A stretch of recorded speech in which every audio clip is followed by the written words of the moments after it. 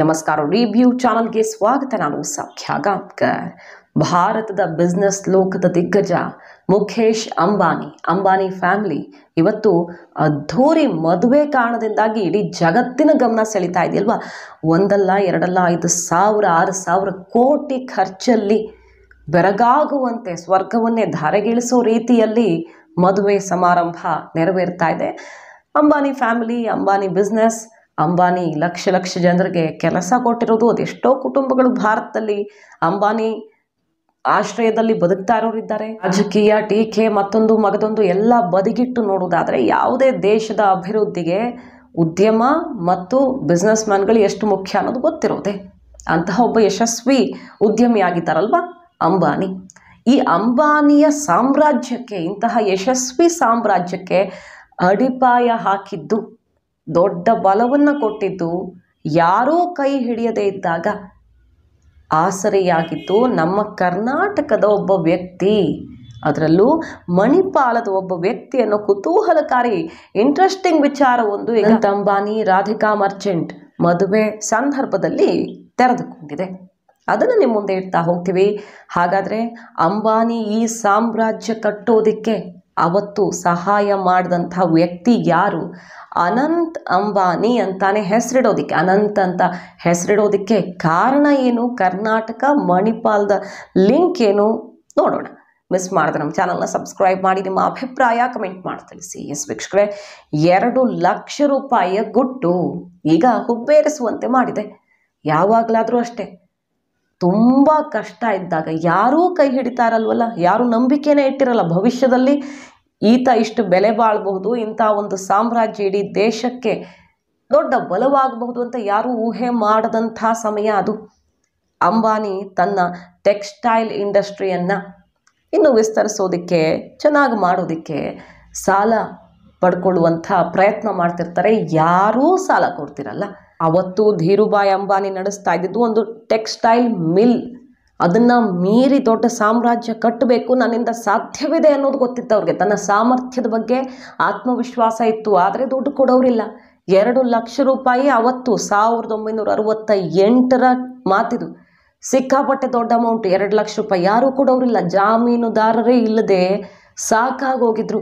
ಆದರೂ ಆಸೆ ಬಿಡಲಿಲ್ಲ ಅವರು. ಸಿಕ್ಕೇ ಸಿಗತ್ತೆ ಅಂತ ಎಲ್ಲ ಕಡೆ ಪ್ರಯತ್ನ ಮುಂದುವರಿಸ್ತಾರೆ. ಲೋನ್ ಅರ್ಜಿಯನ್ನು ಬ್ಯಾಂಕ್ಗಳು ತಿರಸ್ಕರಿಸ್ತಾನೇ ಹೋಗ್ತವೆ. ಈ ವೇಳೆ ಧೀರುಭಾಯಿ ಅಂಬಾನಿ ಅವರು ಬಂದಿದ್ದು ನಮ್ಮ ಮಣಿಪಾಲಕ್ಕೆ. ಮಣಿಪಾಲದ ಡಾಕ್ಟರ್ ಟಿ.ಎ. ಪೈ ಅವರ ಬಳಿ ಹೋಗ್ತಾರೆ. ಯಶಸ್ವಿ ಬ್ಯಾಂಕರ್ ಅಂತಾನೆ ಹೆಸರು ಮಾಡಿದ್ರು ಟಿ.ಎ. ಪೈ ಅವರು. ಯಾವುದೇ ಗ್ಯಾರಂಟಿ ಕೇಳದೆ ತನ್ನ ಸಿಂಡಿಕೇಟ್ ಬ್ಯಾಂಕ್ನಿಂದ 2 ಲಕ್ಷ ರೂಪಾಯಿಯನ್ನು ಕೊಡ್ತಾರೆ. ಅದು ಇತಿಹಾಸವಾಗಿ ಉಳ್ಕೊಂಡಿದೆ ಇವತ್ತು.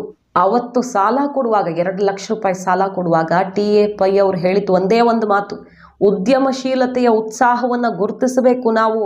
ಬ್ಯಾಂಕರ್ ಆಗಿ ಸಾಲ ಕೊಡಬೇಕೆ ಹೊರತು ಲೇವಾದೇವಿದಾರರಾಗಿ ಅಲ್ಲ ಅನ್ನುವಂಥ ಮಾತನ್ನಾಡಿ, ನಂಬಿಕೆ ಇದೆ ನನಗೆ ಅಂತ 2 ಲಕ್ಷ ರೂಪಾಯಿ ಸಾಲವನ್ನು ಕೊಡ್ತಾರೆ. ಆಧಾರ ಕೇಳದೆ. ಡಾಕ್ಟರ್ ಪೈ ಅವರ ಆ ಮನಸ್ಸು ಮಾಡಿದ ರೀತಿ ಇದೆಯಲ್ಲ, ಅಂಬಾನಿ ಸಾಮ್ರಾಜ್ಯದ ದಿಕ್ಕನ್ನೇ ಬದಲಾಯಿಸ್ತು. ಇವತ್ತು ಈ ಹಂತಕ್ಕೆ ಬೆಳೆದು ನಿಂತಿದ್ದಾರೆ. ಅವರ ಹೆಸರು ಡಾಕ್ಟರ್ ಅನಂತ್ ಪೈ ಅಂತ. Doctor TA. ಪೈ ಅಂದರೆ ಅನಂತ್ ಪೈ ಅಂತ ಅವ್ರ ಹೆಸರು. ಅವರನ್ನು ಮರೆಯೋದಕ್ಕೆ ಅಂಬಾನಿ ಇಡೀ ಫ್ಯಾಮಿಲಿ ಮರೆಯೋದಕ್ಕೆ ಸಾಧ್ಯ ಇಲ್ಲ. ಡಾಕ್ಟರ್ ಪೈ ಅವರ ಅಂತ್ಯಕ್ರಿಯೆಗೆ ಆಗಮಿಸಿದ್ರು ಸ್ವತಃ ಅಂಬಾನಿಯವರೇ. RBIನ ಹಿರಿಯ ಅಧಿಕಾರಿಗಳಿಗೆ ಇದನ್ನೆಲ್ಲ ವಿವರಿಸಿ ಹೇಳ್ತಾರೆ. ಏನಾಗಿತ್ತು ಅವತ್ತು, ನಾವು ಇವತ್ತು ಹೀಗಿರೋದಕ್ಕೆ ಏನು ಕಾರಣ ಅನ್ನೋದನ್ನು ಈ ಕ್ಷಣಕ್ಕೂ ಮರೆಯದೆ ತಮ್ಮ ಮೊಮ್ಮಗನಿಗೆ, ಅಂದರೆ ಧೀರುಭಾಯಿ ಅವರು ಇದ್ದಾಗ ತನ್ನ ಮೊಮ್ಮಗನಿಗೆ ಅನಂತ್ ಅಂತ ಇಡಬೇಕು, ಕೊನೆಯ ಮೊಮ್ಮಗನಿಗೆ ಅನಂತ್ ಅಂತ ಇಡಬೇಕು ಅಂತ ತನ್ನ ಆಸೆಯನ್ನು ಹೇಳ್ಕೊಡ್ತಾರೆ. ಅದೇ ರೀತಿ ಮುಖೇಶ್ ಅಂಬಾನಿ ತನ್ನ ಮಗನಿಗೆ ಅನಂತ್ ಅಂಬಾನಿ ಅಂತಲೇ ಹೆಸರಿಡ್ತಾರೆ. ಅವರು ಡಾಕ್ಟರ್ ಟಿ.ಎ. ಪೈ ಅವರು ಭಾರತೀಯ ಜೀವ ವಿಮಾ ನಿಗಮದ ಅಧ್ಯಕ್ಷರು ಆದರೂ, ಕಡೆಗೆ ಬೆಂಗಳೂರಿನ IIMನ ಮೊದಲ ಅಧ್ಯಕ್ಷರು ಕೂಡ ಆಗಿದ್ದರು ಸಿಂಡಿಕೇಟ್ ಬ್ಯಾಂಕ್ನ ಭಾರತ ಸರ್ಕಾರ ರಾಷ್ಟ್ರೀಕರಣಗೊಳಿಸಿದಾಗ. ಸೊ ಅವತ್ತು ಕೊಟ್ಟಂಥ 2 ಲಕ್ಷ ಯಾವ ರೀತಿ ಭವಿಷ್ಯವನ್ನೇ ಬದಲಿಸ್ಬಿಡ್ತು ಅನ್ನೋದು ಇವತ್ತಿಗೂ ಇತಿಹಾಸವಾಗಿ ಉಳ್ಕೊಂಡಿದೆ. ಮತ್ತು ಅನಂತ್ ಅಂಬಾನಿ ಅಂತ, ಅನಂತ್ ಅಂತ ಯಾಕೆ ಹೆಸರು ಬಂತು, ಮಣಿಪಾಲದ ಲಿಂಕ್ ಏನು ಅಂತ ಕೇಳಿದ್ರೆ ಇದು ಕುತೂಹಲಕಾರಿ ವಿಚಾರವೊಂದು ಈಗ ತೆರೆದುಕೊಂಡಿರೋದು. ಆ ಪ್ರೇರಣೆಯಿಂದ ಯಾವತ್ತೂ ಮರಿಬಾರದು ತನ್ನ ಫ್ಯಾಮಿಲಿ ಅನ್ನೋ ಕಾರಣಕ್ಕೆ ಧೀರುಭಾಯಿ ಅಂಬಾನಿಯವರು ತನ್ನ ಕಟ್ಟಕಡೆಯ ಮೊಮ್ಮಗನಿಗೆ ಈ ಹೆಸರನ್ನು ಇರಿಸಿದ್ದು ಅಂತ. ಇನ್ನು ಇಡೀ ದೇಶ ಮಾತಾಡ್ಕೊಳ್ತಿದೆಯಲ್ಲ ಅನಂತ್ ಅಂಬಾನಿ ರಾಧಿಕಾ ಮದುವೆ ಬಗ್ಗೆ ಏನು ದುಂದು ವೆಚ್ಚ ಮಾಡ್ತಿದ್ದಾರಪ್ಪ, ಇಷ್ಟೊಂದು ಖರ್ಚ, ಈ 5,000-6,000 ಕೋಟಿಲಿ ಇಡೀ ದೇಶದ ಜನ ಎಲ್ಲ ಎಷ್ಟು ಆರಾಮಾಗಿ ಬದುಕಬಹುದಿತ್ತು, ಬಡವ್ರಿಗೆ ಕೊಡ್ತಾರೆ ಇವರು ಅಂತೆಲ್ಲ ಸಹಜವಾಗಿ ಚರ್ಚೆಗಳಾಗ್ತಿವೆಯಲ್ಲ. ಆದರೆ ಇಂಟ್ರೆಸ್ಟಿಂಗ್ ವಿಷಯ ಏನಪ್ಪ ಅಂತ ಕೇಳಿದ್ರೆ 4,000-5,000 ಕೋಟಿ ಖರ್ಚು ಮಾಡ್ತಿದ್ದಾರಲ್ಲ, ಅದು ಅಂಬಾನಿಯ ಒಟ್ಟು ಆಸ್ತಿ ಮೌಲ್ಯ, ಅವರು ಸಂಪತ್ತೇನಿದೆ ಅದರ 0.5% ಮಾತ್ರ, 0.5%. ಆದರೆ ಬೇರೆಯವರೆಲ್ಲ ಜನಸಾಮಾನ್ಯರು ನಮ್ಮಂಥವ್ರು ನಿಮ್ಮಂಥವ್ರು ಎಷ್ಟು ಖರ್ಚು ಮಾಡ್ತಾರೆ ಮದುವೆಗೆ? ತಮ್ಮ ಇಡೀ ಆಸ್ತಿಯಲ್ಲಿ ದೊಡ್ಡ ಪಾಲನ್ನು ಮದುವೆಗೆ ಎತ್ತಿಡ್ತಾರೆ. ಸೈಟ್ ಮಾರ್ತಾರೆ, ಜಮೀನು ಮಾರ್ತಾರೆ. 10-20 ಲಕ್ಷ ಮಾರೋರು ಹೆಚ್ಚಂದರೆ 1-1.5 ಕೋಟಿ ಆದಾಯವನ್ನು ಹೊಂದಿರ್ತಾರೆ. ಸೊ ತಮ್ಮ ಇಡೀ ಆಸ್ತಿಯ ಎಷ್ಟು % ಖರ್ಚು ಮಾಡ್ದಂಗಾಯಿತು. ಹಂಗೆ ಲೆಕ್ಕ ಹಾಕ್ಕೊಳ್ಳೋದಕ್ಕೆ ಹೋದರೆ ನೀವುಗಳು ಮಾಡುವಂಥ ಜನಸಾಮಾನ್ಯರು ಮಧ್ಯಮ ವರ್ಗದವ್ರು ಮಾಡುವಂಥ ಮದುವೆ ಖರ್ಚಿಗೆ ಹೋಲಿಕೆ ಮಾಡೋದಕ್ಕೆ ಹೋದರೆ ಅಂಬಾನಿ ಆದಾಯದಲ್ಲಿ ಬರೀ 0.5% ಅಂದರೆ ಅತ್ಯಂತ ಕಂಜೂಸ್ ಮದುವೆ. ಇದು ಅತ್ಯಂತ ಕಡಿಮೆ ಖರ್ಚಲ್ಲಿ ಮಾಡ್ತಿರುವ ಮದುವೆ ಅಂತ ದೊಡ್ಡ ಮೆಸೇಜ್ ಕೊಡ್ತಿದ್ದಾರೆ ಅಂತಲೂ ಚರ್ಚೆ ಆಗ್ತಿದೆ.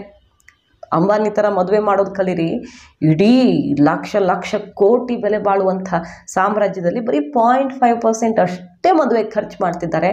ಎಲ್ಲ ಜನನೂ ಹಾಗೆ ಮಾಡಬೇಕು, ತಮ್ಮ ಆದಾಯದ 0.5% ಅಷ್ಟೇ ಖರ್ಚು ಮಾಡಿ ಮದುವೆ ಮಾಡಿ, ಅದಕ್ಕಿಂತ ಜಾಸ್ತಿ ಸಾಲದ ಹೊರೆಯನ್ನು ಎಳ್ಕೊಳ್ಬೇಡಿ ಎನ್ನುವಂಥ ಚರ್ಚೆ ಕೂಡ ಈಗ ಕುತೂಹಲಕಾರಿ ಅನ್ನಿಸ್ತಿದೆ. ಜನಸಾಮಾನ್ಯರಿಗೆ ಇದು ಸಿಕ್ಕಾಪಟ್ಟೆ ಎಲ್ಲೂ ಕಂಡರಿಯದ ಮದುವೆ ಆಗಿದ್ರು ಅವರ ಆದಾಯ ಗಳಿಕೆಯಲ್ಲಿ ಸಣ್ಣ ಪಾಲು ಮಾತ್ರ ಇದು ಅನ್ನೋದು ವಿಚಾರ.